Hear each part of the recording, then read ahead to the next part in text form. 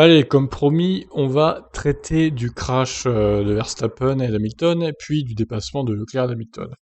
Alors j'espère ne pas me faire striker, normalement c'est du image par image que je vais faire. Donc ça devrait le faire, je pense. On va directement passer au moment où les deux sont coude à coude. On fait des petits sauts d'image. Donc Hamilton se décale sur la droite de Verstappen. Alors effectivement, là, on voit qu'il est quasiment à sa hauteur. Il manque pas grand-chose. Il doit manquer 20, 30 cm, pas plus, hein, franchement.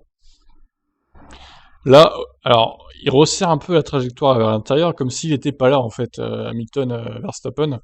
C'est ça qu'on pourrait leur reprocher, je pense. Parce qu'il était encore, au moment où Verstappen tourne sur la droite, finalement, il y a encore Hamilton hein, qui est là.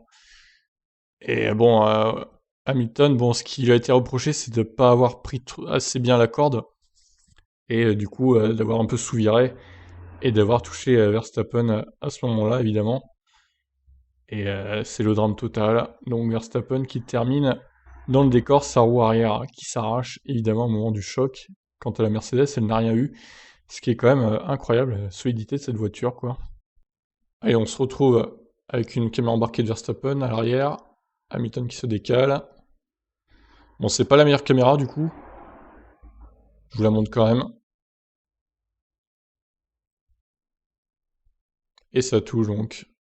Et la roue qui s'arrache. Et une dernière caméra embarquée, avec Hamilton cette fois.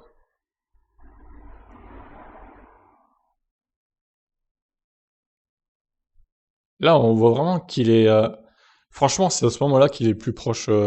Il y a même pas 30 cm en d'écart entre les deux. Hein. Je pense qu'il y a 20 cm à peine. Il est quasiment à sa hauteur. Et là, on voit que du coup, Verstappen commence à resserrer la trajectoire comme si Hamilton n'était pas là. Et c'est le drame. Et ça touche. Franchement, Hamilton, il a eu de la chance hein, de ne pas abandonner aussi. Alors, selon les dires des dirigeants de Mercedes, il aurait pu abandonner s'il n'y avait pas eu le drapeau rouge. On pourra jamais le vérifier malheureusement.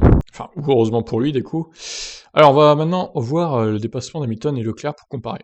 Alors, on se retrouve avec la même caméra embarquée, enfin, pas tout à fait la même. Hamilton qui prend la speed, donc pareil hein, qu'il a fait sur Verstappen. Bon, c'est dommage que les trucs à gauche, là, ça cache un peu, malheureusement. Et là, clairement, Leclerc, il laisse beaucoup plus de place que Verstappen, mais là, il va lâcher quand même.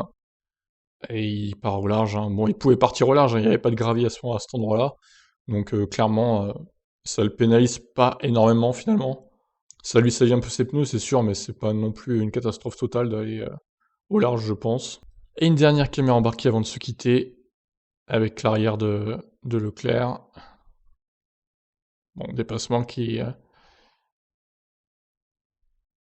Ouais, là, il n'y avait pas de risque hein, qu'il le touche. Vous voyez, il n'était pas du tout au niveau de sa roue à Leclerc. Ouais, peut-être l'aileron avant d'Hamilton aurait pu crever la roue de Leclerc quand même. Mais bon, au final, tout s'est bien passé entre les deux. Et au final, peut-être qu'on peut se dire que Verstappen aurait dû avoir le même réflexe que Leclerc, c'est-à-dire faire ça, aller au large, et éviter ainsi l'accrochage. Alors certes, il aurait été deuxième, mais il aurait peut-être pu repasser plus tard dans la course face à Hamilton. Bon, voilà ce que j'en pense de tout ce qui s'est passé du coup. En Grande-Bretagne, ma foi, je vous laisse commenter. Qu'est-ce que vous en pensez, vous, de ces dépassements? Allez, je vous laisse. Bye bye.